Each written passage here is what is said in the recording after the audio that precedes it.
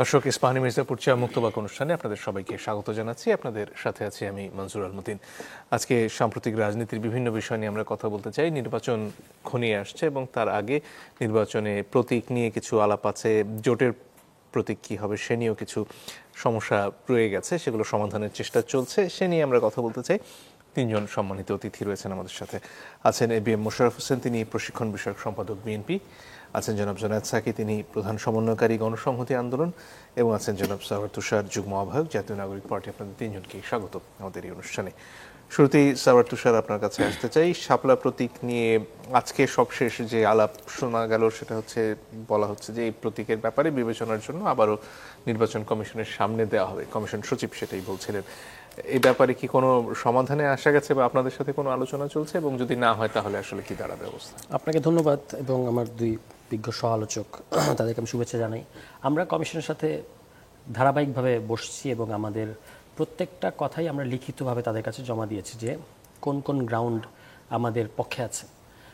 উপরন্তু তারা যেটা করেছে সেটা হচ্ছে, মানে বারবার তাদের অবস্থান চেঞ্জ করেছে। একবার বলেছে জাতীয় প্রতীক, তারপর যখন আমরা এটা দেখালাম যে এটা জাতীয় প্রতীক ইস্যু না, তারপর তারা নাগরিক ঐক্যকে সামনে আনার চেষ্টা করলো। তারপর যখন মান্না ভাই যখন বললেন যে এটা নিয়ে আমি মামলা করব না বা মানে কোর্টে দ্বারস্থ হব না, তখন এটাও তাদের শেষ হয়ে গেল। এরপর তারা বলা শুরু করলো যে আমরা এটা ব্যাখ্যা করব না, আমরা এটা প্রয়োজন দেখছি না এইসব। এখন তারা যেটা একটা বলছে সেটা হচ্ছে বিধিমালায় নাই, এই কারণে এটা দেওয়া যাবে না বা এরকম। বিধিমালায় নাই বলতে তাদের যে তালিকা থাকে, তফসিল থাকে আর কি, ইসি মানে নতুন যে কতগুলো 115টার মতো তারা প্রতীক নিয়েছে, কিন্তু 150টা নিতে পারবে আর কি। তো সেখানে নাই, এই কারণে আমরা এটা দিতে পারবো না, এরকম তারা বলছে। কিন্তু বিধিমালায় নাই কোনো দল একটা জিনিস চেয়েছে এবং দিয়েছে, এরকম উদাহরণ কিন্তু বাংলাদেশে আছে। যেমন কাদের সিদ্দিকীর গামছা মার্কা। 1997-98 সালে তারা যখন চায়, তখন কিন্তু এটা তফসিলে ছিল না, কিন্তু তাদের চাওয়ার প্রেক্ষিতে এটা দেওয়া হয়েছে। এবি পার্টির ইগল মার্কাটাও একই ধরনের ঘটনা, ঠিক আছে? এবং ইগল মার্কা কিন্তু বিমান বাহিনীর লোগো হিসেবে আছে। এছাড়াও আমরা আরও দেখিয়েছি যে 2001 সালে লাঙ্গল, নৌকা, ধানের শীষ, 3টা মার্কা একজন ব্যক্তি রিট করেছেন আদালতের কাছে যে এই 3টা মার্কাকে ইলেকশনের মার্কা থেকে বাদ দেওয়া হোক। কেন? কারণ ধানের শীষের ব্যাপারে স্পেসিফিক এটা বলা হয়েছে যে এটা হচ্ছে ওই যে জাতীয় প্রতীকের অংশ, আর অন্য দুটো হচ্ছে নৌকা হলো পুলিশের লোগো, আর লাঙ্গল হচ্ছে আপনার আনসারের লোগো। সুতরাং এগুলো নির্বাচনের প্রতীকে না থাকুক, এটা তার ইয়ে। তখন আদালত একটা জাজমেন্ট দিয়েছে, আমি আদালতের জাজমেন্টটা দেখছিলাম রায়। ওখানে তারা বলেছেন যে এতে করে জনগণের কোনো বিভ্রান্তির সৃষ্টি হচ্ছে না, এবং ওই বাহিনীগুলোর সাথে, ওই সংস্থাগুলোর সাথে কিংবা জাতীয় প্রতীকের সাথেও কোনো ধরনের কনফিউশন ক্রিয়েট হচ্ছে না, ফলে এটা আনজাস্টিফাইড বা এরকম করে এটা খারিজ করে দিয়েছে। তার মানে হচ্ছে যে এটা তো অলরেডি সেটেল। যদি জাতীয় প্রতীকের অংশ হয় কিংবা যদি সংস্থার লোগো থাকে, তাহলে আদালত কি পজিশন নিতে পারেন, দাঁড়িপাল্লার ক্ষেত্রে আমরা দেখেছি। তার মানে এগুলো সেটেলড ইস্যু। এখন ইলেকশন কমিশনের কাছে আমরা বলেছি যে আপনি বলবেন যে এটা কোন গ্রাউন্ডে আপনি দিচ্ছেন না। মানে আপনার তো একটা সাংবিধানিক প্রতিষ্ঠান হিসেবে আপনার অবস্থানগুলোর একটা যুক্তি থাকতে হবে, একটা আইনি মানে ব্যাকগ্রাউন্ড থাকতে হবে, এবং অন্য যেগুলো আপনি মার্কা হিসেবে নিয়েছেন ওইগুলো কোন নীতিমালার অংশ হিসেবে নিয়েছেন, এইটাও আমরা জানতে চাই। তো এগুলো তারা কোনো সদুত্তর দিতে পারেনি, এবং তারা বারবার যেটা আমাদের আনঅফিসিয়ালি বলার চেষ্টা করেন সেটা হচ্ছে আমরা একটা পজিশন নিয়ে ফেলেছি, এখন তো আর কীভাবে কী করবো, আপনারা আদালতের কাছে যান, এই ধরনের। হ্যাঁ, তো এটা বোঝা যায় যে আদালতের কাছে ঠেলে দিয়ে আমাদেরকে আরেকটা লম্বা সময়ের জন্য, কারণ একটা ডেডলক সৃষ্টি করা আর কি। একটা দল তার মার্কা নিবন্ধন সাথে মার্কা জড়িত, আবার এটার জন্য যদি লম্বা ফাইট দিতে হয়, এগুলো বাংলাদেশে কত কত দিন লাগে আমরা সবাই জানি। এখন সর্বশেষ যেখানে এসে দাঁড়িয়েছে সেটা হচ্ছে যে তারা বলছে আমরা নিজেরা একটা মার্কা দিয়ে দেবো যদি ওরা না নেয়। এবং আপনি নির্বাচন কমিশনের আইন আছে, যখন আপনি পত্রিকায় বিজ্ঞপ্তি দিতে হয়, দুটো পত্রিকায়, তখন আপনি ওই যে পার্টিটাকে নিবন্ধন দিচ্ছেন পাশে লিখতে হয় তার চাহিত মার্কা বা প্রার্থিত মার্কা কোনটা, এটা লিখতে হয়। তা আমাদের প্রশ্ন হচ্ছে আমাদের ক্ষেত্রে আপনি কী লিখবেন? লিখতে হবে শাপলা, কারণ আমরা তো এটাই চেয়েছি। তারা এইটাও এখন নিজেদের আইনটাকে তারা লঙ্ঘন করতে চাচ্ছে, কারণ যদি আপনি চাহিত মার্কা হিসেবে শাপলা লেখেন, এটা কিন্তু হিস্টোরিক্যাল রেকর্ড হিসেবে থেকে গেল যে শাপলা তারপর আপনি কোন গ্রাউন্ডে দেবেন না। হ্যাঁ, ফলে এইটাতে তারা নিজেদের আইনের প্যাচের মধ্যে পড়ে গেছে নির্বাচন কমিশন, এবং একটা মানে তাদের পুরো অবস্থানটা একটা খুবই অযৌক্তিক অবস্থান নিয়েছে। এবং আপনি দেখবেন যে বারবার তারা একবার বলে যে মার্কা দিয়ে দেবো, আরেকবার বলে যে আপনার মানে যে কোনো একটা মার্কা দিয়ে দেবো, আরেকবার বলে আমরা আবারও এটা নিয়ে বসছি, এইরকম কথাবার্তা বলে। ফলে পুরো বিষয়টা হচ্ছে যে আমাদেরকে একটা অহেতুক, আমরা তো এই মুহূর্তে এটা নিয়ে ফাইট করতে চাই না আসলে। মানে এটা নিয়ে আমাদের একটা মার্কা আপনি দেবেন, আমরা চেয়েছি, আপনি দিয়ে দেবেন, এবং এটা নিয়ে আমাদের যদি না দেয়া হয় বা একটা প্রতীক তাদের পছন্দ মতো দিয়ে দেন, তাহলে আসলে এনসিপির অবস্থানটা কি পছন্দ দাঁড়াবে? বাংলাদেশে তো কোনো একটা কাজ যখন আপনি একটা সাংবিধানিক প্রতিষ্ঠান হিসেবে করবেন, তার কিছু নজির অন্তত থাকতে হবে। কোনো দলকে আপনি একটা মার্কা দিয়ে দিবেন, এটা কি হয়? কোনো প্রতিষ্ঠান ইসি একটা দলকে নিজে পছন্দ করে একটা মার্কা দিয়ে দিচ্ছে, এটা তো বাংলাদেশে কোনো নজির নাই। ফলে এটা সম্পূর্ণ বেআইনি একটা কাজ হবে যদি তারা এটা করতে যায়, এবং এটা গ্রহণযোগ্য হবে না, শেষ পর্যন্ত এটা টিকবেও বলে মনে হয় না। আমরা বলেছি যে আমরা এটা আদালতে যেতে চাই না। কেন আদালতে যেতে চাই না? কারণ এটার ব্যাপারে প্রেসিডেন্স আছে, নজির আছে বাংলাদেশে, আমি যেটার কথা একটু আগে বললাম। কাজেই আপনার এই পজিশনটাকে যেহেতু আমাদের আইনি এবং সাংবিধানিক পজিশন মনে হয় না, এটা একটা রাজনৈতিক পজিশন মনে হয়, যেটা তারা বলেছে একবার একটা বেফাস একটা পর্যায়ে আর কি, মুখ ফসকে তারা বলেও ফেলেছে যে এটা অমুক প্রতিষ্ঠানের অমুক সংস্থার লোগো, একবারে স্পেসিফিক। আপনি পয়সার মধ্যে আছে, কত কিছুর মধ্যে আছে, টাকার মধ্যে আছে, আপনি কেন ওই একটা সংস্থার কথাই বলবেন? তো এটা বোঝা যায় যে এখানে কোনো একটা কিন্তু আছে। তো এই সকল দিক থেকে আমাদের কাছে, এবং একই সময় তারা আরেকটা যেটা কাজ করেছে সেটা হচ্ছে জাতীয় লীগ নামে একটা কমপ্লিটলি বুইফোর্স সংগঠনকে আপনার নিবন্ধন দিয়েছে, যাদের সভাপতির নাম আপনি বলতে পারবেন না, এখানে কেউ বলতে পারবে না, সেক্রেটারির নাম আমরা জানি না, যে স্থানকে তারা কেন্দ্রীয় কার্যালয় হিসেবে দেখিয়েছে, এই ধরনের কোনো স্থান বাংলাদেশে নাই। হ্যাঁ, এবং মাত্র 172 পাতার একটা মানে নিবন্ধনের জন্য তারা কাগজপত্র জমা দিয়েছে এবং তাদের নিবন্ধন হয়ে গেছে। আমরা কত জমা দিয়েছি? 43,000 পাতা। তারপর তারা আরও আমাদের কাছে আরও চেয়েছে কাগজপত্র, আমরা আরও প্রোভাইড করেছি। তাহলে এইটা কিভাবে পেলো নিবন্ধন, এটাও তো তাদেরকে জবাব দিতে হবে। কিছুই কিন্তু তারা জবাব দিচ্ছে না। ধন্যবাদ। জনাব মোশাররফ হোসেন, আপনার কাছে এ পর্যায়ে আসতে চাই, জোটের প্রতীক কি হবে সেটা নিয়ে বিএনপির সাথে এই মুহূর্তে নির্বাচন কমিশনের এক ধরনের আলাপ আলোচনা চলছে, সেটা কি শুরু হওয়ার দিকে যাচ্ছে এবং সেটা আসলে কতটুকু বড় সমস্যা এই মুহূর্তে বিএনপির জন্য? না, আপনি একটা লক্ষ্য করবেন যে আজ বাংলাদেশের যে একটা রেওয়াজ আছে, জোটের রাজনীতি কিন্তু এই ভারত উপমহাদেশে দীর্ঘদিন ধরে চলে আসছে, বাংলাদেশেও এর ব্যতিক্রম কোনো কিছু না। আমরা দেখেছিলাম যে অতীতে যে নির্বাচনগুলি হয়েছে, জোটের নির্বাচনের জোটের যে কোনো মার্কা যে কোনো নিয়ে ইলেকশন করে, কিন্তু এবার দেখলাম নির্বাচন কমিশন রাজনৈতিক দলগুলির সাথে কোনো আলোচনা বাদ দিয়েই তারা নিজের একটা সিদ্ধান্ত গ্রহণ করেছে যে যারা নিবন্ধন নিয়েছে, যে মার্কাটা নির্বাচন কমিশন তাদের জন্য সংরক্ষণ করেছে, ওই মার্কায় নির্বাচন করতে হবে। আপত্তিটা কিন্তু এখানে উচিত ছিল তো নির্বাচন কমিশন স্টেক হোল্ডারদের সাথে আলোচনা করা, কেন করলো না এটা আমরা বুঝতে পারছি না। যার জন্য আমাদের দলের পক্ষ থেকে স্পষ্ট বলা হয়েছে, অতীতে যে রেওয়াজটা ছিল সেই রেওয়াজটাকে অনুসরণ করে আগামী দিন যাতে সিদ্ধান্ত গ্রহণ করা হয় আমরা আবেদন করেছি। দেখা যাক পরবর্তীতে কি সিদ্ধান্ত নেয় নির্বাচন কমিশন, তার ভিত্তিতে বিএনপি পরবর্তী পদক্ষেপ গ্রহণ করবে। এখানে গণমাধ্যমে নির্বাচন কমিশনের তরফ থেকে যতটুকু বলা হয়েছে তার অর্থ দাঁড়ায় মোটামুটি এটা, যে যেহেতু একটা দল একটা নির্দিষ্ট মার্কা নিয়েই নির্বাচনের জন্য নিবন্ধন নিয়েছে, সেটা ব্যবহার না করলে আসলে ভোটারদের সাথে এক ধরনের প্রতারণা হয় যদি তারা বড় কোনো দলের প্রতীক নিয়ে নির্বাচন করেন। না, এটা তাদের এই মনোভাব হতে পারে, এটা আমি অন্যায্য আমি মনে করি না, কিন্তু আপনার তো উচিত ছিল রাজনৈতিক দলগুলির সাথে একটু আলোচনা করে নেওয়া, তাদের মতামতটা নেওয়া, অথবা এই যে বক্তব্যটা তারা দিচ্ছে এখন গণমাধ্যমে, এই বক্তব্যটাই রাজনৈতিক দলগুলিকে দেওয়া যে আপনারা তো নিবন্ধন নিয়েছেন, আপনারা তো কমিটেড আমাদের কাছে যে এই মার্কা আপনাদের জন্য, কিন্তু সেই মার্কা কেন ব্যবহার, এখানে আমার মনে হয় যে একটা গ্যাপ রয়েছে। এই গ্যাপটা মেকআপ করে নির্বাচন কমিশন সিদ্ধান্ত নিলে এই বিতর্কটা আজকে হতো না। কারণ আপনি দেখবেন নির্বাচনের মাধ্যমে আগামী দিনে নির্বাচিত হবে কারা রাষ্ট্র পরিচালনার দায়িত্ব পাবে, সেখানে এটা খুব একটা ইম্পর্টেন্ট ব্যাপার। তো এই ব্যাপারের মধ্যে যদি রাজনৈতিক দলগুলির মধ্যে কোনো সংশয় থাকে, কোনো দুদুল্যমানতা থাকে, অথবা তাদের কাঙ্ক্ষিত মতামতকে উপেক্ষা করা হয়, সেক্ষেত্রে সংকট তৈরি হতেই পারে। যার জন্য আমরা মনে করি আগামী দিনে বাংলাদেশের মানুষ একটি নির্বাচন চায়, এই সকল জটিলতাকে আমরা যত অ্যাভয়েড করতে পারবো তত নির্বাচনের পথটা মসৃণ হবে, সহজ হবে এবং মানুষের একটা আস্থা ফিরে আসবে। শাপলা প্রতীক নিয়ে যা হচ্ছে সেটার ব্যাপারে আসলে আমি এখানে একটা আমার পার্সোনাল এটা ওপিনিয়ন, আমরা মনে করি যে এনসিপি একটা তারুণ্য নির্বাচিত নতুন রাজনৈতিক দল, তাদের কাছ থেকে কিন্তু আমরা অনেক কিছু আধুনিক উন্নত মানের কিছু মতামত আমরা প্রত্যাশা করি। ওনারাও তো জানে যে শাপলাটা নিয়েই নির্বাচন সংরক্ষিত যে তালিকা, তো যেই জিনিসটা নেই সেই জিনিসটাকে নিয়ে এত বাড়াবাড়ি বা এত দূর যাওয়ার কি খুব একটি দরকার আছে? বরং আমরা মনে করি এনসিপি একটি নতুন দল হিসেবে তাদের অনেক কিছু করার এখনো বাকি আছে। তাদের সাংগঠনিক ভিত্তি তৈরি করা, তাদের নির্বাচনের জন্য প্রস্তুতি গ্রহণ করা, বাংলাদেশের জনমতকে সুসংগঠিত করা। আমার তো মানে এক মার্কাকে কেন্দ্র করে তারা একটা নির্দিষ্ট জায়গায় আটকে গেছে। এই জায়গা থেকে তাদের বেরিয়ে এসে আমার মনে হয় জনমানুষের দলে পরিণত হওয়ার জন্য যে স্টেপগুলি নেওয়া দরকার সেগুলি তাদের নেওয়া। কিন্তু নির্বাচন কমিশনের তরফ থেকে যে কথাটা আসছে যে তারা নিজেদের মতো করে একটা বেছে দিয়ে দিবেন এনসিপির জন্য, সেটাও কি সম্ভব? না, এইটাও আমি মনে করি যে এনসিপিকে তারা কিছুটা হলে আস্থায় নেওয়া উচিত। তাদেরকে আমার মনে হয় যে প্রকাশ্যে দুই পক্ষের যে আলোচনাটা হয় এটা যদি জনসম্মুখে প্রকাশ্যে দরকার হলে তারা লাইভ টেলিকাস্ট করুক। যে কথাটি আজকে সরাত তুষার বলছে যে অনেক কিছু তারা জবাব দিতে পারছে না, সুতরাং স্পষ্ট তাদের বক্তব্য কি এটা জাতির কাছে উপস্থাপন করলে আমার মনে হয় দুই পক্ষেরই যে এই একটা লুকানোর প্রচেষ্টা, এই জায়গা থেকে আমরা বেরিয়ে যেতে পারবো। জি, ধন্যবাদ। জনাব জোনায়েদ সাকি, আপনার কাছে আসতে চাই এই পর্যায়ে। জোট নিয়ে কি দাঁড়াচ্ছে, এবং বিএনপির তরফ থেকে অনেক সময় বলা হচ্ছে যে তারা সমমনাদের নিয়ে বা ফ্যাসিবাদ বিরোধীদের নিয়ে একটা বৃহত্তর জোট করতে চান। আপনারা একসাথে আন্দোলনে ছিলেন বিএনপির সাথে, সেদিকেই কি আপনারা এগোচ্ছেন নাকি ভিন্ন কিছু ভাবার সুযোগ আছে? ধন্যবাদ আপনাকে, সহ-আলোচক যারা আছেন সবাইকে, যারা দেখছেন সালাম এবং শুভেচ্ছা, আসসালামু আলাইকুম। আমাদের দুটো বিবেচনা আছে। একটা তো হচ্ছে যে গণসংহতি আন্দোলন আমাকে যখন জিজ্ঞেস করছেন, আমরা যেমন আমাদের দলীয় ভিত্তিতে কার্যক্রম করছি, একই সাথে আমাদের ফ্যাসিবাদ বিরোধী আন্দোলনের মধ্যেই আমরা একটা মঞ্চ গড়ে তুলেছিলাম, তার নাম হচ্ছে গণতন্ত্র মঞ্চ, যেখানে আরও 6টি দল আমরা একসাথে কাজ করি। আমাদের কিছু পার্থক্য তো সবসময় থাকে, কিন্তু সত্ত্বেও কতগুলো কমন ভিত্তি আছে।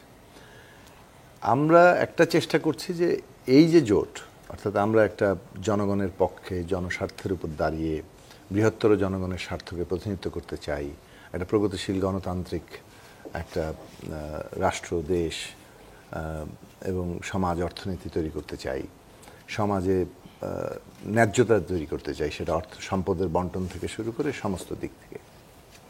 তো সেই জায়গায় আমরা আমাদের আরও যদি কাছাকাছি চিন্তার মানুষদের নিয়ে জোটটাকে আর একটু বড় করতে পারি, সেটা আমাদের হয়তো চিন্তার মধ্যে আছে, আমরা আলাপ আলোচনাও করছি। সেটা একটা প্রসেস।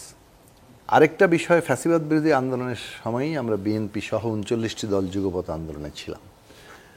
তো সেই যুগপৎ আন্দোলনের ধারাবাহিকতায় অভ্যুত্থান উত্তরকালে একটা রাষ্ট্রের যে গণতান্ত্রিক পুনর্গঠন, যেটা আমাদের সকল শহীদের আত্মদান, সমস্ত লড়াই, আহত যোদ্ধা এবং দেশের সকল যারা সবাই এই অভ্যুত্থানে অংশ নিয়েছেন, সকলেরই আকাঙ্ক্ষা, এই রাষ্ট্রের পুনর্গঠনের কর্তব্যটা আমাদের সামনে এসে দাঁড়িয়েছে। একটা নতুন রাজনৈতিক বন্দোবস্ত তৈরি করার কর্তব্যটা আমাদের সামনে এসে দাঁড়িয়েছে।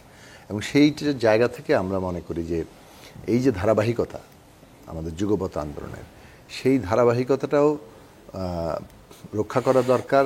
আজ সে বিষয়ে আলোচনাও চলমান আছে, কেননা এইখানে আমরা এখন যে সময় আছি, এটা একদিক থেকে আমরা বলি আর কি, যেটা আরেকটা 1972 সাল, মানে অর্থাৎ 71 সালের পরে যেমন আমাদের রাষ্ট্র গঠন, রাষ্ট্রের মানে ভিত্তি তৈরি করা, সংবিধান তৈরি করা, দেশকে পুনর্গঠনের কাজটা করা, সেটা যেমন একটা কর্তব্য ছিল, এটা একটা জাতীয় কর্তব্য। 24-এর গণঅভ্যুত্থানের পরেও এরকম একটা জাতীয় কর্তব্য আমাদের সামনে আসছে। এখানে হয়তো রাষ্ট্রের পুনর্গঠন আমরা করছি, কারণ রাষ্ট্র তো একভাবে সীমাবদ্ধতা, নানান সমস্যা সত্ত্বেও সে গঠিত হয়েছে এবং 54 বছর অতিক্রান্ত হয়েছে। তো কাজে এই যে দেশের রাষ্ট্রের এবং সংবিধান সহ আইন কানুন প্রতিষ্ঠানের, দেশের অর্থনীতি, দেশের সমাজ জীবন সব কিছুর একটা পুনর্গঠনের কাজ, কর্তব্য, এটা একটা জাতীয় কর্তব্য হিসেবে সামনে এসছে। আরও কংক্রিটলি বললে ধরুন সংবিধান সংস্কার, আগামী জাতীয় নির্বাচন, গণভোট, এই করে সংবিধান সংস্কারটাকে সম্পন্ন করা এবং অন্যান্য সংস্কারগুলোকে র্যাটিফাই করা, এটা একটা জাতীয় কর্তব্যের কাজ। সেই কাজটা আমরা একা করতে পারবো না। এটা আমাদেরকে এই আন্দোলনকারী শক্তিদের মধ্যে আমরা যে ধারাবাহিকতায় ছিলাম সেটার মধ্যে দিয়ে করতে হবে। ফলে সেই ক্ষেত্রে এই সংস্কার কাজ সম্পন্ন করা, নির্বাচন যার উল্লেখ অপরিহার্য অংশ, সেটাও আমাদের ওই যুগপৎ ধারাবাহিকতাতেও আমরা মনে করি যেটা করা আমাদের কাজ। ফলে দুটো কাজই আমরা পাশাপাশি করছি। সেটা জোটের ব্যাপারে এখন দেখুন, এই যে বিএনপি কিন্তু এখন পর্যন্ত কোনো জোট গঠন করবে এরকম কোনো প্রস্তাব দেয়নি। বিএনপি এখন পর্যন্ত আমরা যতটুকু জানি যে বিএনপি এককভাবেই নির্বাচন করবে, কিন্তু বিএনপি এই যুগপৎ আন্দোলনে যারা ছিল তাদের সাথে আসন সমঝোতা করবে। ফলে জোট আর আসন সমঝোতা কিন্তু এক জিনিস না। আপনি জোট করা মানে তো হচ্ছে একটা সুনির্দিষ্ট লক্ষ্যের ভিত্তিতে একভাবে একটা জোট গঠন করছেন, আর আসন সমঝোতার মধ্যে দিয়ে কিন্তু এটা আরেকটু লুজ বন্ডেড একটা জায়গা। মানে এখানে ইন্ডিপেন্ডেন্স যেমন আছে, তেমনি আবার কতগুলো প্রশ্নে একটা জায়গা আছে। সেক্ষেত্রে আমরা যেটা মনে করি যে এই যে জাতীয় কর্তব্যের কথাটা বললাম, ওইটাই আসন সমঝোতার ভিত্তি, যে আমরা এই জাতীয় কর্তব্যটা একসাথে করতে চাই। এবং বিএনপির ভারপ্রাপ্ত চেয়ারম্যান জনাব তারেক রহমান কিন্তু আগে থেকে এই কথাটা পরিষ্কার করেছেন যে যুগপৎ ধারাবাহিকতায় রাষ্ট্রের এই যে মেরামত, তাদের ভাষায়, সেটা তারা করবেন এবং সেটা তারা একসাথেই করতে চান। সেক্ষেত্রে সংসদ, ইভেন সরকার পর্যন্ত তারা একসাথে যেতে চান, এটা তাদের দিক থেকে কিন্তু কল। ফলে সেইটা আমরা ভাবি যে এই যে জাতীয় কর্তব্যটা, সেই দিক থেকে এই মানে আমাদের এই একসাথে মানে সেক্ষেত্রে ভূমিকা রাখার যথেষ্ট প্রয়োজনীয়তা আছে। সেক্ষেত্রে আরপিওতে জোটের প্রতীকের ব্যাপারে যে সিদ্ধান্ত এখন পর্যন্ত আছে সেটা নিয়ে তাহলে তো আপনাদের খুব একটা সমস্যা থাকার কথা না, নিজস্ব প্রতীকেই তো তাহলে করার সুযোগ থাকছে না। আমাদের দেখুন, এটা আমি যখন এই প্রসঙ্গটা প্রথম এসেছিল তখন থেকে ব্যক্তিগত মানে আমাদের দলের পক্ষ থেকে আমি যতগুলো পাবলিক সভা কিংবা টক শো সব জায়গায় বলেছি যে নির্বাচন কমিশনের উচিত স্টেক হোল্ডারদের সাথে আলোচনা করা। আমাদের দলের যেমন আমরা নিবন্ধন পাওয়ার পরে আমাদের দলগত একটা সিদ্ধান্ত আছে যে আমরা আমাদের প্রতীকেই নির্বাচন করব, এটা আমাদের দলগত সিদ্ধান্ত। কিন্তু কোনো একটা জোটে কোনো একটা দল যদি মনে করে তারা মানে সেই জোটের যাকে বলে যে বড় অংশীদার তাদের মার্কা কিংবা অন্য দলের মার্কায় করবে, সেই সুযোগটাও থাকা উচিত। সেটা এইটা যে বন্ধ করে দেওয়ার জায়গাটা সেটা করা উচিত না। এখন আমাদের দলের ধরুন প্রত্যেক দলের একটা কৌশল থাকে না, মানে রাজনীতি তো নীতি থাকে, নীতির ভিত্তিতে সে ডে টু ডে কীভাবে কাজ করবে, কিভাবে তার বিকাশ ঘটাবে, সেটা হচ্ছে তার কৌশলের অংশ। আমরা মনে করি যে একটা দল হিসেবে বিকশিত হলে আমাদের জন্য আমরা যে পথ নিয়েছি এটাই আমাদের জন্য সমীচীন। কিন্তু কোনো দল যদি কোনো অবস্থা নেয়, বিশেষভাবে এই নির্বাচনের আগে যে প্রস্তুতি সমস্ত কিছু, কোনো দল হয়তো বিবেচনা করতে পারে ভিন্নভাবে, সেই সুযোগটা একেবারে বন্ধ করাটা ঠিক হবে কিনা এটা আসলে তো আলোচনা করা উচিত। রাজনৈতিক এটা নিয়ে কি কোনো পর্যায়ে কোনো আলোচনা হয়নি কোনো দলের সাথে? আমাদের জানা নাই। আর এর পাশাপাশি শাপলা প্রতীক নিয়ে যা হচ্ছে সেটার ব্যাপারে আপনার ব্যক্তিগত মতামত? যুক্তি তো ধরেন দলের পক্ষ থেকে দেওয়া হয়েছে, আপনি এনসিপির নেতৃত্বের কাছে শুনলেন। আমার বক্তব্য হচ্ছে যে দ্রুত এটা শেষ করা উচিত। মানে এটা তো আসলে একটা সিদ্ধান্ত নেওয়া উচিত। মানে বিভিন্ন সময় যে বিভিন্ন ধরনের ব্যাখ্যা নির্বাচন কমিশনের তরফ থেকে এসেছে সেটা তো ডিটেইল নির্বাচন, কিন্তু এই যে এভাবে মানে জিনিসটা নিয়ে দীর্ঘসূত্রিতা কোনো মানে নির্বাচনের জন্য যে আবহ সেটার জন্য ভালো হচ্ছে না। মানে আমরা এখনো তর্ক করছি কোন দল একটা দল কীভাবে প্রতীক পাবে কী পাবে না, সেটা তো আমাদের মূল লক্ষ্য আছে না। আমাদের এখন এই 30 তারিখের মধ্যে জুলাই জাতীয় সনদ কীভাবে বাস্তবায়ন হবে সে বিষয়ে একটা ঐকমত্য তৈরি হলে আমরা হেডিং টুয়ার্ডস ইলেকশন, সেখানে গণভোট এবং জাতীয় নির্বাচন, সেটা মোটা দাগে আমরা মনে করি যে একদিনে হওয়াটাই শ্রেয়তর। কেননা আগে হলে আর একদিনে হলের মধ্যে রাজনৈতিক কোনো তাৎপর্যপূর্ণ পার্থক্য নেই। গণভোটে আমরা যা অর্জন করতে চাই সেটা আগে হলেও যা হবে, একই দিনে হলে তাই হবে। ফলে সেটা হওয়া উচিত।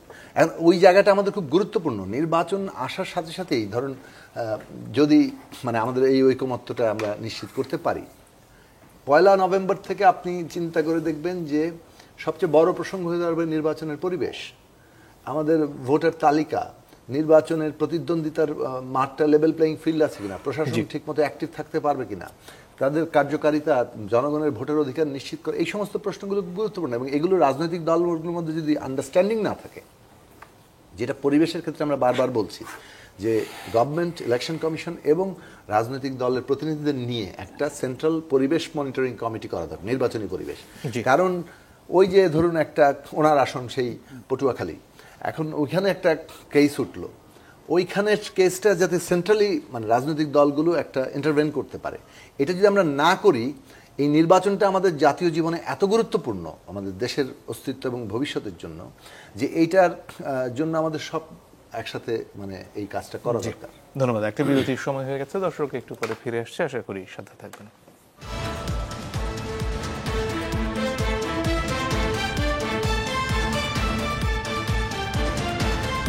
দর্শক আপনারা দেখছেন ইস্পাহানি মির্জাপুর চা মুক্তবাক। জনাব মোশাররফ হোসেন, আপনার কাছে ফিরে আসতে চাই। নির্বাচনী হিসাব নিকাশের মধ্যে জাতীয় পার্টি একটা বড় বিষয় এবং সেটা নিয়ে কয়েকদিন ধরেই আলোচনা রয়েছে। বিশেষ করে নুরুল হক নুরের দল তো বলছেনই যে তাদেরকে নির্বাচনে আসতে দেওয়া উচিত নয়। বিএনপি কি ভাবছে এবং জাতীয় পার্টি আসলে নির্বাচনে আসলে সমীকরণটা কি দাঁড়াবে, না থাকলে কি দাঁড়াবে সমীকরণ? না, আমরা বিশেষ করে বাংলাদেশ জাতীয়তাবাদী দলের পক্ষ থেকে এখনো কিন্তু আমরা যেটা বলে আসছি সেটা হলো আওয়ামী লীগ যে 3টি একটা মেকিং নির্বাচন করেছে, এটার মূল ভরকেন্দ্র ছিল কিন্তু জাতীয় পার্টি। জাতীয় পার্টি যদি তাদের সাথে না থাকতো তাইলে কিন্তু এই আওয়ামী লীগ এই স্বেচ্ছাচারিতার সুযোগটা কিন্তু তারা পেতেন না। বাংলাদেশের মানুষ কিন্তু এই ভোটের অধিকার বলেন, গণতন্ত্র, মানবাধিকার বলেন, এইভাবে লঙ্ঘিত হতেন না। সুতরাং জাতীয় পার্টির বিচার কেন এই সরকার শুরু করে নাই, এটা হলো কিন্তু আগে আমরা প্রশ্ন করতে চাই। তাদেরকে কিন্তু কাঠগড়ায় এখনো দাঁড় করানো হয়নি। আবার অন্যদিকে দেখেন এখানে একটা চরম দ্বিচারিতা, তাদের তো নিবন্ধন আছে, তাদের বিরুদ্ধে আপনি কোনো ব্যবস্থা গ্রহণ করছেন না, তাহলে তাদেরকে কেন সরকার ডাকছে না? অর্থাৎ একটা বিপরীতমুখী অবস্থানে আছে। এখন জাতীয় পার্টি আগামী দিন ইলেকশনে করতে দেবে কি না দেবে, এটা হলো ইন্টিরিয়াম গভর্নমেন্টের সিদ্ধান্ত। এই ক্ষেত্রে আমাদের কোনো বক্তব্য নাই, পক্ষে বা বিপক্ষে কোনো দিকে অবস্থা। এখন আমাদের দলের পক্ষ থেকে কোনো কিছু বলা হচ্ছে না, বরং আমরা চাই ওরা যেই ওদের সহযোগী ছিল সেইটার বিচার হওয়া উচিত। কিন্তু সেই ক্ষেত্রে আমরা কোনো লক্ষণ সরকারের আমরা দেখছি না। এই ক্ষেত্রে সরকারের ভূমিকা স্পষ্ট হওয়া উচিত। তবে জাতীয় পার্টি যদি ইলেকশন করার সুযোগ পায়, তো সেই ক্ষেত্রে আমরা মনে করি এখানে আওয়ামী লীগকে দীর্ঘদিন তারা সহায়তা করেছে, তাদের এই অবৈধ নির্বাচনগুলিকে তারা সহযোগী ছিল, সেই ক্ষেত্রে আওয়ামী লীগের ভোট অনেকটা জাতীয় পার্টির দিকে যেতে পারে, একটা সম্ভাবনা আছে।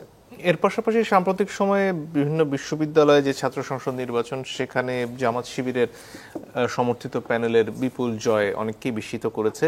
জাতীয় নির্বাচনের ক্ষেত্রে প্রভাব আপনার কি মনে হয় পড়বে কিনা, বা জামাত যেভাবে এখন পর্যন্ত অনেকগুলো আসনে তাদের প্রার্থী নির্দিষ্ট করে দিয়েছে, বিএনপি এখনো সেটা করে উঠতে পারেনি, এতেও কি নির্বাচনী দৌড়ে আপনারা খানিকটা পিছিয়ে পড়ছেন কিনা? না, আমরা মনে করি যে ডাকসু নির্বাচন বা অন্য যে ছাত্র সংসদ নির্বাচনগুলি, তার একটা প্রভাব জাতীয় নির্বাচনের ক্ষেত্রে খুব একটা পড়বে না। কারণ এখানে একটা জিনিস কিন্তু স্পষ্ট আপনি লক্ষ্য করবেন যে গত 15টি বছর জাতীয়তাবাদী ছাত্র দল অর্থাৎ বিএনপির যেটা সহযোগী সংগঠন ছাত্র দল, তাদের কিন্তু ক্যাম্পাসে যেতে দেয়নি। শুধু তাই না, 5 তারিখের পর দেখবেন আপনি একটা অভিনব একটা পদ্ধতি গ্রহণ করা হয়েছে। এটাও আমি মনে করি একটা কৌশল। সেটা হলো যে বলা একটা স্লোগান তোলা হচ্ছে, বিশেষ করে ঢাকা বিশ্ববিদ্যালয়ে আমরা দেখেছিলাম যে ছাত্র রাজনীতি নিষিদ্ধ করতে হবে, অথচ একটা সংগঠন কিন্তু হলে অবস্থান করছে। কারণ আপনি দেখবেন এই ছাত্রলীগের যারা ছাত্র শিবিরের নেতা, এরা দীর্ঘদিন কিন্তু ছাত্রলীগের সাথে মিলেমিশে পদ নিয়ে তাদের সাথে মিলেমিশে ক্যাম্পাসে অবস্থান করছে, এবং 5 তারিখের পর জাস্ট খোলসটা চেঞ্জ করে কিন্তু তারা ছাত্র শিবির হয়ে গেছে। আর অন্যান্য গণতান্ত্রিক যে ছাত্র সংগঠনগুলি আছে, তাদেরকে কখনো ছাত্র রাজনীতি চলবে না, কখনো রাজনীতি হলে বা ক্যাম্পাসে চলবে না, নানা অজুহাতে তাদেরকে প্রতিবন্ধকতা তৈরি হয়েছে। এই সুযোগে যেটা জামাত শিবিরের ছাত্র সংগঠন ছাত্র শিবির, তারা অনেকটা সাধারণ ছাত্রদের কাছে, কারণ সাধারণ ছাত্ররা কিন্তু নিরাপত্তা চায়, সিকিউরিটি চায়, তারা হলে থাকতে চায়, পরীক্ষা দিতে চায়, ক্লাস করতে চায়। তাদের এই নিরাপত্তা যদি বিঘ্নিত হয়, তাহলে কিন্তু তাদের অনেকের লেখাপড়া চালিয়ে যাওয়া কিন্তু কষ্টকর হবে। এখানে আমার মনে হয় খুব কৌশলে এই ঘটনাগুলি সংগঠিত করে আজকে এই ছাত্র সংসদ নির্বাচনের ফলাফলটাকে একদিকে নিয়ে যাওয়া। সেভাবে বিবেচনা করলে তো জামাত শিবিরের প্রার্থীরা এরই মধ্যে জাতীয় নির্বাচনের ক্ষেত্রে তারা মাঠে আছেন, তারা তাদের মতো করে প্রচার প্রচারণা চালাচ্ছেন। বিএনপি তো এখন পর্যন্ত প্রার্থী নির্দিষ্ট করতে পারেনি, এই ক্ষেত্রে আপনারা পিছিয়ে পড়ছেন না? না, আমার মনে হয় বিএনপি সবসময়, আপনি দেখবেন বিএনপি কিন্তু সবসময় সাংগঠনিক একটা কাঠামোর মধ্যে আছে। আমরা প্রতিনিয়ত আমাদের ওয়ার্ড কমিটি, আমাদের ইউনিয়ন কমিটি, আমাদের উপজেলা বা থানা কমিটি অথবা জেলা কমিটি, আমরা কিন্তু প্রতিনিয়ত কর্মসূচি আমরা পালন করে যাচ্ছি। সেই ক্ষেত্রে আমার মনে হয় বিএনপি একটা কিন্তু সাংগঠনিক কাঠামোর মধ্যে আছে। সুতরাং এই যখনই আমাদের প্রার্থীটা ঘোষণা হবে, আমার মনে আমরা পুরো উদ্যমে আমরা নির্বাচনে ঝাঁপিয়ে পড়তে পারবো। সেই ক্ষেত্রে এই যে প্রার্থী ঘোষণায় বিলম্ব, এটা কোনো প্রতিবন্ধকতা তৈরি হবে বলে আমাদের কাছে মনে হয়। কিছু কিছু গণমাধ্যম বলছে যে বিএনপি ক্ষেত্র বিশেষে হয়তো একাধিক প্রার্থীর কথাও বিবেচনা করতে পারে এক আসনে, যেটা 2018 নির্বাচনে করা হয়েছিল। সেটা যদি হয় তাহলে আসলে এক ধরনের ধোঁয়াশা তৈরি হবে কিনা প্রার্থী? না, এবার আমার মনে হয় সেই সুযোগ, কারণ আপনি দেখেন 2008-এ আমার স্পষ্ট মনে আছে, আপনারও নিশ্চয়ই আপনার গণমাধ্যমে দীর্ঘদিন মনে আছে, 79টি নমিনেশন পত্র আমাদের জেলা পরিষদ রিটার্নিং অফিসার উনি বাতিল করে দিয়েছে যে এটা মির্জা ফখরুল ইসলাম আলমগীরের স্বাক্ষর না, এটা তো ওনার ফাংশন না। অত প্রতিদ্বন্দ্বী প্রার্থী যারা ছিলেন তারাও কিন্তু অভিযোগ করেনি। অর্থাৎ ওইটা যে একটা নিয়ন্ত্রিত নির্বাচন ছিল এবং সরকারের একটা ব্লুপ্রিন্ট ছিল, তারই ওরা বাস্তবায়ন করেছে। এবার তো সেই ক্ষেত্রটা নাই বলে আমরা মনে করি। আমরা মনে করি একটি মুক্ত পরিবেশে আমরা এবার নির্বাচন করতে যাব। সেক্ষেত্রে আমাদের ডাবল ট্রিপল প্রার্থী দেওয়ার এখানে কোনো সুযোগ নাই, বরং আমরা মনে করি যে একক প্রার্থী বিএনপি ঘোষণা করবে এবং সেই প্রার্থী আগামী দিনে ভোট যুদ্ধে অবতীর্ণ হবে। জি, ধন্যবাদ। এ পর্যায়ে জনাব সরওয়ার তুষার আপনার কাছে আসতে চাই। জুলাই সনদ স্বাক্ষর নিয়েও এখনো দূরত্ব রয়েছে এনসিপির সাথে সরকারের, সেটা আসলে কতদূর কাটলো, এবং এর পাশাপাশি নির্বাচনের তো খুব বেশি সময় বাকি নেই, সেটার ব্যাপারেও আপনাদের দল আসলে কতটুকু প্রস্তুত, বিশেষত যেখানে জামাতের মতন দল তাদের প্রার্থী এরই মধ্যে নির্দিষ্ট করে ফেলেছে? আমাদের এখনো প্রার্থী ঘোষণা না করা হলেও আমাদের তো সাংগঠনিক কাজ আছে বিভিন্ন জায়গায়, এবং যারা সম্ভাব্য প্রার্থী হতে পারেন তাদের তথ্য কালেকশন করা হচ্ছে। যারা আগ্রহী তাদের তথ্য দিতে বলা হয়েছে, একটা অনানুষ্ঠানিক টিম কাজ করছে এটা নিয়ে, এবং আমরা হয়তো এ মাসের শেষের দিকে না হলেও নভেম্বরের প্রথম সপ্তাহের মধ্যে প্রাথমিকভাবে কোন কোন আসনে আমরা অগ্রাধিকার দিচ্ছি প্রার্থীদের ক্ষেত্রে, সেটা আমরা এবার ঘোষণা করব। 300 আসনে কি প্রার্থী নাও দিতে পারে না, এনসিপি? 300 আসনে দেবো না আমরা সেটা বলি না। আমরা বলেছি যে এই ইলেকশনটা যে কনটেক্সটে অন্তত এনসিপির জন্য হচ্ছে, সেটা হচ্ছে আপনি 1 বছর হওয়ার আগেই একটা দলের বয়স, আপনাকে একটা ন্যাশনাল ইলেকশন ফেস করতে হচ্ছে, এবং অ্যাট দ্য সেম টাইম আমাদের সাংগঠনিক বিস্তৃতির সময়কালও এটা। ফলে সাংগঠনিক বিস্তৃতি এবং নির্বাচনী প্রস্তুতি দুটো কিন্তু একই সাথে জড়ানো। ফলে আমরা তো ডেফিনেটলি এই সুযোগটা নিতে চাইবো যে 300 আসনে আমাদের প্রার্থী দেবো কিনা, কারোর সাথে জোট হবে কিনা, সমঝোতা হবে কিনা, সেটা হচ্ছে সেকেন্ডারি আলোচনা। কিন্তু আগে তো 300 আসনের প্রার্থী আমরা তৈরি করতে চাইবো যারা দলের ভিতরে আছে, যারা হয়তো আমাদের প্রতীক ইস্যুটা সেটেল হলে নিবন্ধন পেলে যারা দলে আসার ব্যাপারে অনেকেরই আগ্রহ আছে বিভিন্ন জায়গায়। তো এরা যখন আমার বিভিন্ন আসন কেন্দ্রিক কাজ করবে তখন কিন্তু ওখানে সংগঠন তৈরি হবে। তারপরে আমরা কারোর সাথে জোট বা সমঝোতা যদি হয় তখন সেখানে ডেফিনেটলি সেখানে তো কিছু রিপ্লেসমেন্ট হবে, এটা তো খুব বড় বিষয় না। জুলাই সনদের বিষয়ে আমাদের বক্তব্য আগেই আপনারা জানেন যে আমরা বলেছি যে আইনি ভিত্তির ব্যাপারটা এখনও এটাকে জাস্ট একটা সুপারিশপত্রের মতো করে ভাবছেন অনেকে। এইটা আমরা চাই না, কারণ আমাদের পাস্ট হিস্ট্রি এবং এটার যে মেথোডোলজিক্যাল যে সূক্ষ্ম তর্ক আমরা সেরে এসেছি কমিশনে, তারপর তো আমাকে আবার ওখানে পেছনে যাওয়ার দরকার নেই। ওখানে তো ওইগুলো সেটেল হয়ে গেছে, কেন কোন প্রক্রিয়া আমাদেরকে সনদ বাস্তবায়ন করতে হবে এটা কিন্তু কমিশনে সেটেলড। ফলে এটার উল্লেখ না থাকাটা আমাদের কাছে মনে হয়েছে এটা এক ধরনের সমস্যা তৈরি করতে পারে। এই জন্য আমরা বলেছি আমরা খুবই পজিটিভ অ্যাপ্রোচ এখনো পর্যন্ত, যে কমিশন আমরা শুনতে পেয়েছি আগামীকাল কিভাবে বাস্তবায়ন প্রক্রিয়ার একটা সুপারিশ সরকারের কাছে দেবে, এবং তারপর কিন্তু পুরো সিদ্ধান্তটা সরকারের কাছে। সরকার নিশ্চয়ই সমস্ত রাজনৈতিক দলকে জানিয়েই তো তারপর ওই যে আদেশের কথাটা যে এসেছে, আদেশ, গণভোট এবং দ্বৈত ক্ষমতার সংসদ, এই প্রক্রিয়াটা খোলাসা করেই সরকারকে প্রথমত সিদ্ধান্ত নিতে হবে, তারপর সরকার সমস্ত রাজনৈতিক দলকে জানাবে। তো এই প্রক্রিয়া যদি আমাদের কাছে কনভিন্সিং মনে হয়, ডেফিনেটলি আমরা তো উৎসবমুখর পরিবেশে এটা সাইন করতে চাই, কিন্তু তার আগে এই নিশ্চয়তাটা আমরা হয়তো যাচাই করতে চাইবো। কিন্তু আমি বলবো যে আমাদের যে করেই হোক এটা সরকারের উচিত হবে, এটা কারণ পুরোটাই কিন্তু সরকারের সিদ্ধান্ত। আমরা কিন্তু খেয়াল করবেন যে এই সাইন করতে না গেলেও কমিশন কিভাবে কাজ করছে এটা জানার জন্য আমরা সেদিন আবার গিয়ে দেখা করে আসলাম। আমাদের একটা টিম, আমিও ছিলাম সেখানে, আমরা গিয়ে তাদের সাথে কথাবার্তা বলে এসেছি, তারা কিভাবে কাজ করছেন এটা বোঝার চেষ্টা করেছি, এবং আমরা কিভাবে ভাবছি সেটাও আমরা বলেছি। এখন পুরো জিনিসটাই সরকারের কাছে কমেছে খানিকটা। আমরা কমিশনের যে স্পিরিট দেখতে পেয়েছি, আমাদের কাছে মনে হচ্ছে এটা কমিশনের স্পিরিটটা সন্তোষজনক। এখন সরকার এটা কিভাবে করবে, বাকি রাজনৈতিক দলগুলোকে নিয়ে কী করবে, সেইটা হচ্ছে পরের বিষয়। এবং আমি সর্বশেষ যেটা বলতে চাই সেটা হলো যে নভেম্বরের ফার্স্ট উইক কিংবা 10 তারিখের মধ্যে এই পুরো জিনিসটা সেটেল করে ফেলা উচিত। এটা আর সরকার সবার সাথে কথা বলে তারপর আদেশ যেটা যেভাবে দিবে, অন্যান্য রাজনৈতিক দলগুলোর কী কী কনসার্ন আছে শুনে জেনে 10 নভেম্বর 10 তারিখের মধ্যে পুরো জিনিসটা প্যাক আপ করা উচিত। এরপর শুধু আমরা অপেক্ষা করবো গণভোটের।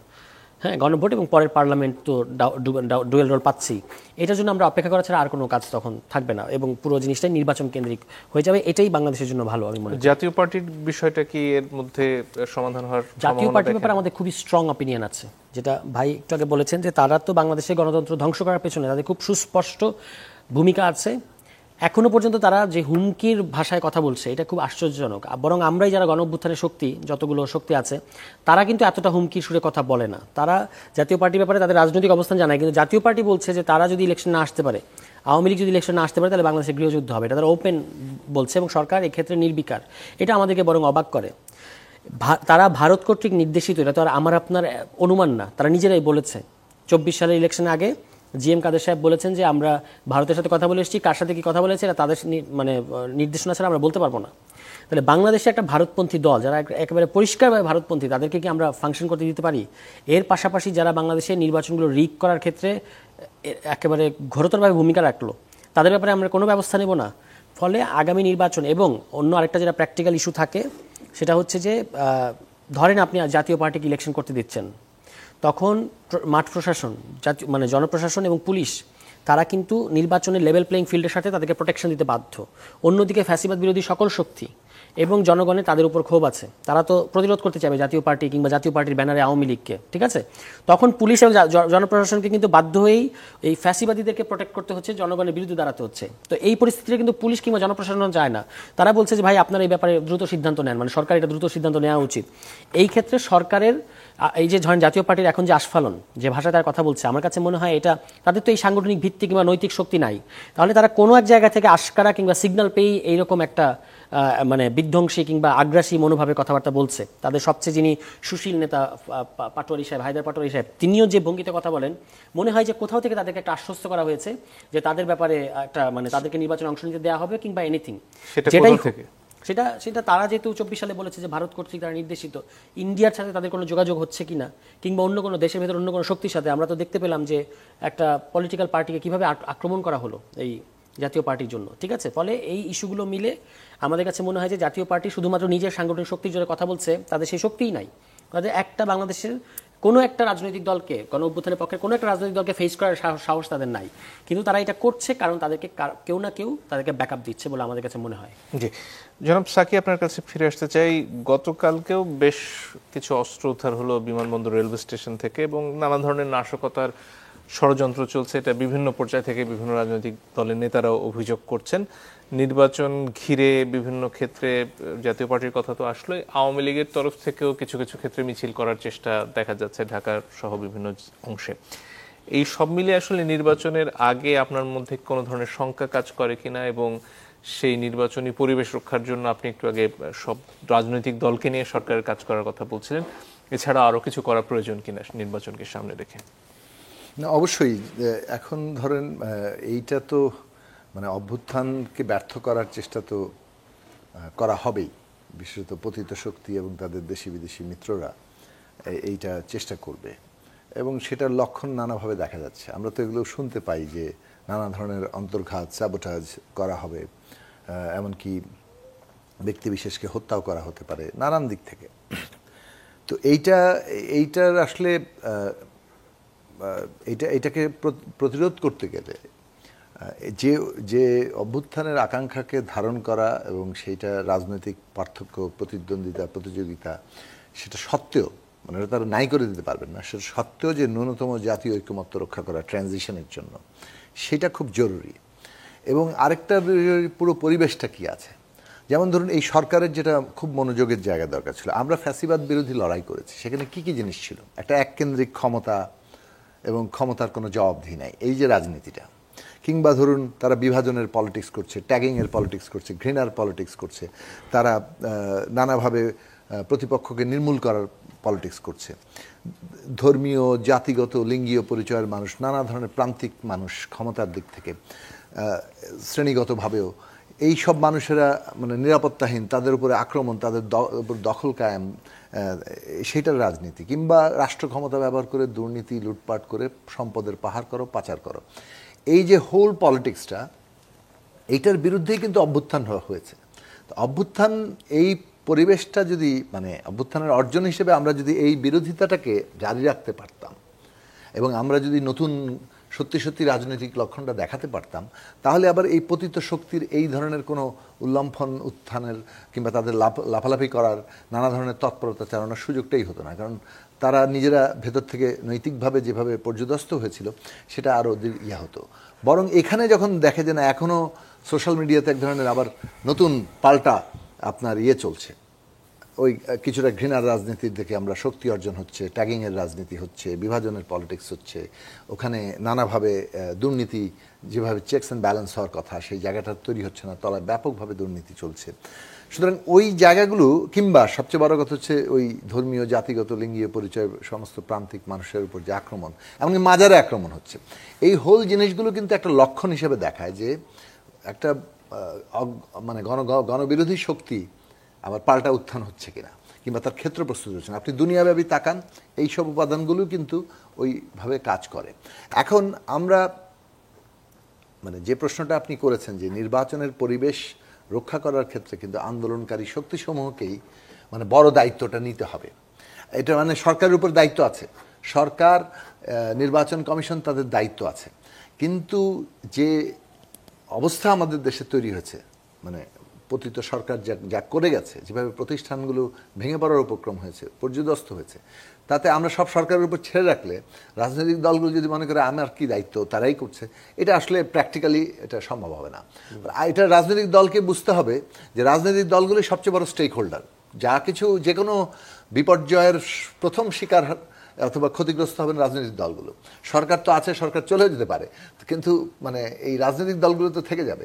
কাজে সেই দিক থেকে রাজনৈতিক দলগুলোকে দায়িত্ব নিতে হবে যে এই ট্রানজিশনটা আমাদের করা দরকার, এবং সেই ক্ষেত্রে ধরুন যে কোনো কিছু নিয়মভাবে করা দরকার। যেমন ধরুন আওয়ামী লীগ রাজনৈতিক দলকে দায়িত্বটা নিতে পারবে, সরকারকে উদ্যোগ নিতে হবে, এটা বারবার বলে আসতেছি। এটা যদি না করা হয় তাহলে এই সরকারকে দায় নিতে হবে এই সরকারকে আমরা সমর্থন দিয়েছি মানে এটা কোনো মানে আনলিমিটেড কোনো জিনিস না, এটার মধ্যে তো একটা সরকারের সমর্থন দেওয়ার ক্ষেত্রে তো আমাদের একটা মানে ইয়ের জায়গা আছে, অর্থাৎ আমরা যেটা ঠিক কাজ করবে সেটাকে সমর্থন করবো, কিন্তু যে বেঠিক কাজ ব্যর্থতা সেগুলো তো আমরা সমর্থন করবো না। সুতরাং সরকার যদি এই ক্ষেত্রে ব্যর্থ হয় এবং তাদেরকে এই বারবার এটা বলার পরও তারা যদি কোনো এফেক্টিভ উদ্যোগ না নেয়, তারা যদি মনে করে যে তারা বসে আছেন এবং তারা অর্ডার করলে এটা হয়ে যাবে, বাংলাদেশ তো এভাবে চলে না। আমরা তো কিছু হলেও আমাদের অভিজ্ঞতার জায়গা আছে। যে কথাটা মানে যে সরকারকে আইনের উপর দাঁড়িয়ে আছে কিনা, জাস্টিস খুব ইম্পর্টেন্ট, রাষ্ট্র টেকে না। শেখ হাসিনার রাষ্ট্র যে আনভায়াবল হয়ে পড়ছিল সেটার একটা কারণ সে কোনো জাস্টিস বলে কিছু ছিল না, শুধু নিজেদের গোষ্ঠী বাইরের সবাইকে ছুটে ফেলে দিয়েছে। এখন এই জায়গায় এসে জাস্টিসের দরকার। আওয়ামী লীগ আমরা দাবি করেছিলাম যে যারা খুন করেছে, যারা লুটপাট করেছে, গুম খুন করেছে এবং জুলাই আগস্টে নির্বিচার হত্যাকাণ্ড চালিয়েছে, তাদেরকে অবশ্যই ব্যক্তি হিসেবে যারা যারা এটার জন্য দায়ী তাদেরকে চিহ্নিত করা দরকার, বিচার করা দরকার। যাদের কাছে সরাসরি মানে ঢালাও মানে এরকম মামলা দেওয়াটা চলবে না পুরনো কায়দায়। দ্বিতীয়ত হচ্ছে যে দল হিসেবে আওয়ামী লীগের দায় কতটুকু সেটাও বিচারের বিষয় আসা দরকার। আপনার তো একটা প্রসেসকে প্রতিষ্ঠা করতে হবে সমাজে।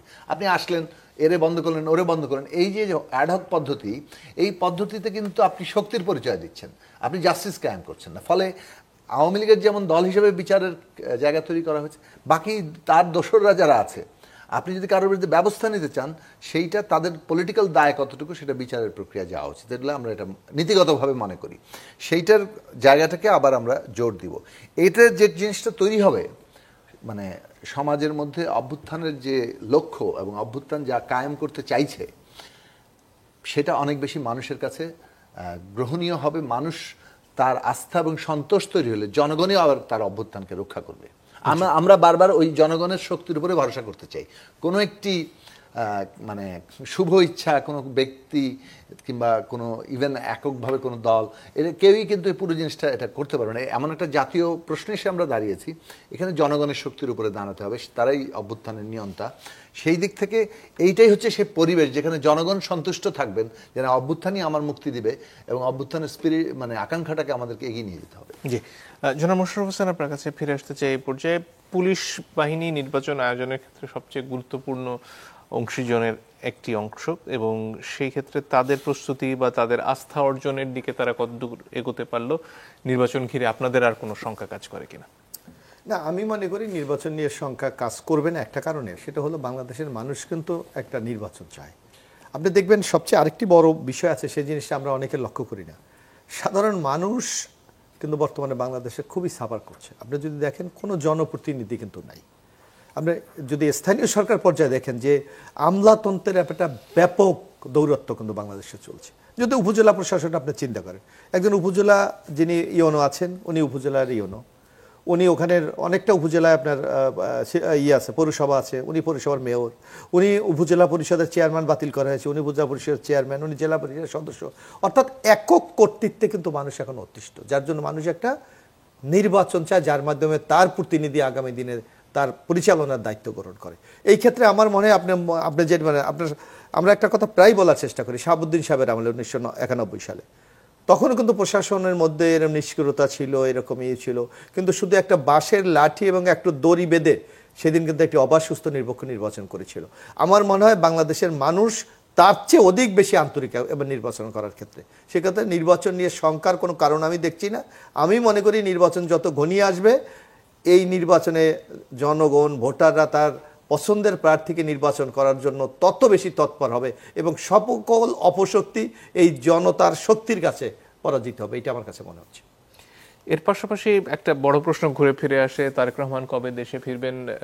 ওমরায় তিনি যাচ্ছেন বলে গতকালকে সংবাদ প্রচার করা হলো, সেটা কি নির্দিষ্ট হচ্ছে কিনা? কারণ নির্বাচনের তো আসলে খুব একটা সময় বাকি নেই। আমরা যতটুকু শুনলাম উনি আগামীকালকে, যদি ইনশাল্লাহ আগামীকালকে হয়তো ওমরা যাবেন, নভেম্বরের মধ্যেই উনি বাংলাদেশে ফিরবেন, এই ব্যাপারে নিশ্চিত করেছে।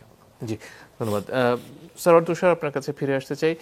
এই যে বিভিন্ন সময়ে জোটের নানান ধরনের আলাপ হয়, এনসিপি কি জোটের কথা ভাবছে কিনা? ভাবলে আসলে সামনে আর কি আছে আপনাদের সুযোগ? একটু আগে তো বললাম যে আমরা ওই সুযোগটা, এটা একটা সাংগঠনিক বিস্তৃতির সুযোগ নির্বাচনটা, সেটা আমাদের বিবেচনা আছে। এর বাইরে জোট সমঝোতা বাংলাদেশের এবার অন্তত মানে মনে হচ্ছে যে কোনো দলই এককভাবে নির্বাচন করবে না, সেই বাস্তবতা হয়তো নাই। সবাই কারো না কারোর সাথে অ্যালায়েন্স, জোট, কেন সেটা মনে হচ্ছে? মানে সবাই চাচ্ছে যে কারো না কারোর সাথে হয় আদর্শিক কিংবা কৌশলগত কোনো একটা ধরনের মিলমিশ বা ঐক্য হবে, এবং সেটা এবার একক নির্বাচন করলে যেটা হবে যে অনেক দলেরই যারা ভাবছে যে তারা বড় দল, একক নির্বাচন করলে অন্য যারা থাকবে তারা আবার মিলে যেতে পারে স্থানীয় পর্যায়ে। তো এই কারণে সবাই চাচ্ছে যে সেটা যেন না হয়, তার দিকে যেন অন্যরা থাকে।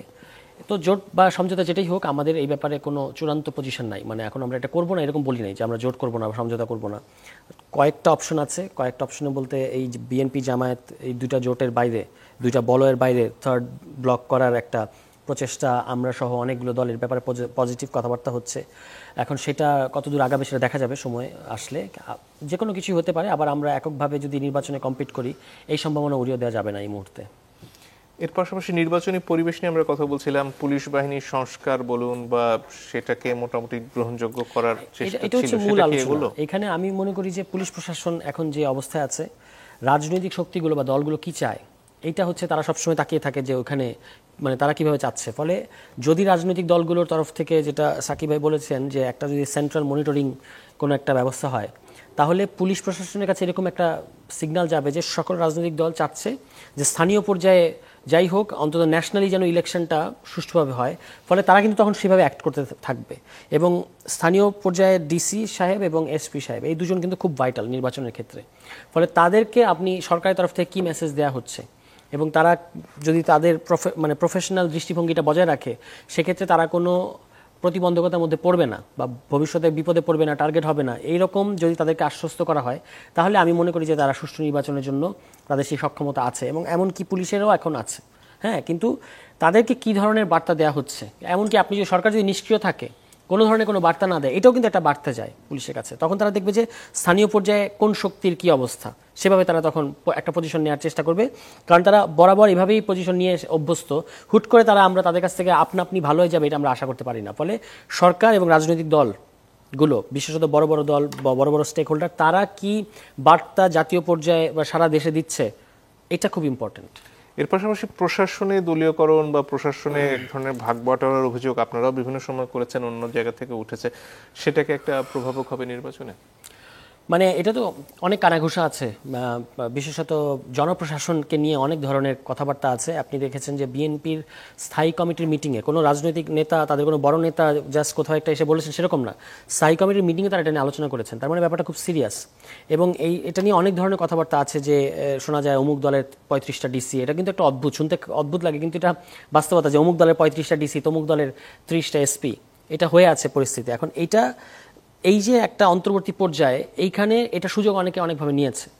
কিন্তু কোনো ডিসির বা এসপির ব্যাপারে যদি এই ইমপ্রেশন থাকে যে অমুকে অমুক দলের, এটা তো আর আমরা ইমপ্রেশন মুছে দিতে পারবো না, কিন্তু তাকে তার জুরিসডিকশনের মধ্যে আনা, তাকে তার কাজ করানো, এটা হচ্ছে ইম্পর্টেন্ট। এবং এটার ক্ষেত্রে যেমন ধরেন প্রধান উপদেষ্টা, আমি দেখলাম 2 দিন আগে সম্ভবত বলেছেন যে আমি সর্বশেষ রদবদলটা নির্বাচন কেন্দ্রিক রদবদল আমি নিজের হাতে করব। প্রশ্ন হচ্ছে জনপ্রশাসন মন্ত্রণালয় কিন্তু উনার হাতে।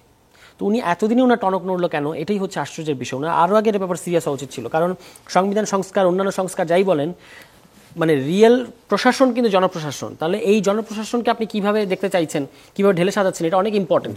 এই ক্ষেত্রে প্রধান উপদেষ্টা আমি মনে করি যে একটু বেশি সরল আচরণ করেছেন বা সরলতার আশ্রয় নিয়েছেন, যেটা হয়তো এখন এই বিতর্কটা হতোই না যদি তিনি শুরু থেকে এটার ব্যাপারে সিরিয়াস হতেন। ধন্যবাদ। জনাব সাকি, যদি আর কিছু যোগ করার থাকে। না, এটা তো গুরুত্বপূর্ণ নির্বাচনের পরিবেশ নিয়ে বললাম।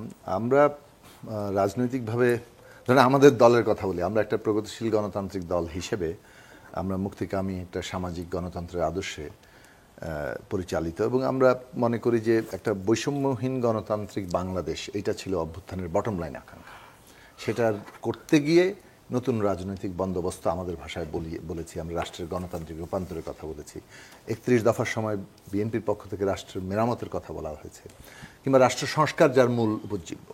এই জায়গাটা আমাদের তরুণরা যখন, ছাত্ররা যখন অভ্যুত্থানের অগ্রণী ভূমিকার জায়গায় আছে, তারাও কিন্তু এই আওয়াজটা সামনে এনেছেন, কেননা এইটা দীর্ঘদিন ধরেই তৈরি হয়েছে।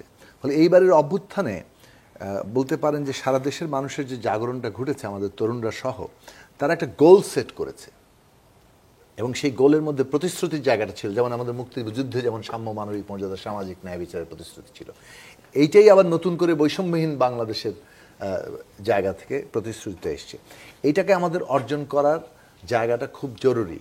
এটা অর্জন করতে আমরা না পারলে আমাদের এই সামগ্রিক আত্মত্যাগ মানে এই আত্মদান এটা তো কেবল বৃথা হবে তা না, সমাজে কিন্তু ব্যাপকভাবে হতাশা নানাভাবে মানে জায়গা করে নিয়ে বাসা বাঁধবে এবং ওইটার উপর দাঁড়িয়ে মানে নানা গণবিরোধী শক্তির উত্থান ঘটবে। কাজেই এইখানে মানে এই যে লক্ষ্য, এই লক্ষ্যে একবার স্থির থাকা দরকার। তার জন্য যেমন শক্ত থাকা দরকার, তার জন্য আবার অনেক কি বলে যে ছাড়ও দেওয়া দরকার। অর্থাৎ যেখানে যখন যেটা প্রয়োজন, বিশেষত দৃঢ়তা দেখানো, লক্ষ্যে স্থির থাকা, অন্যদিকে ম্যানুভারিংয়ের ক্ষেত্রে যাকে বলে হওয়া মানে রিজিডিটি, মানে আমি আমারটা ছাড়া আর কিছুই করবো না, এই জায়গাটা কোনোটা সঠিক হবে না। ফলে আমরা কিভাবে যে প্রক্রিয়ায় 8 তারিখে সরকার গঠিত হয়ে গেছে, মানে সেইটা কনসালটেশন সবার সাথে হয়েছিল কিনা সেটা একটা প্রশ্ন হয়নি, কিন্তু আপনি যখন একটা জিনিস ঢুকে পড়েছেন তখন সেই প্রক্রিয়ার মধ্যে ম্যাক্সিমাম পসিবল অ্যাচিভমেন্ট, সবচেয়ে বেশিটা আমরা কিভাবে অর্জন করতে পারি, তার জন্য যে একটা হচ্ছে লক্ষ্যে দৃঢ় থাকা, অন্যদিকে কৌশলে নমনীয় হওয়া, এই দুটো বিষয় মিলিয়ে আমাদের এগোতে হবে।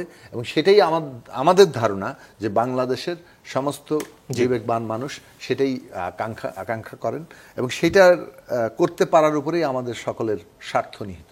অনেক ধন্যবাদ আপনাদের তিনজনকে। আজকের মতো সময় ফুরিয়ে গেছে। দর্শক, আপনাদেরকে ধন্যবাদ জানিয়ে বিদায় নিচ্ছি।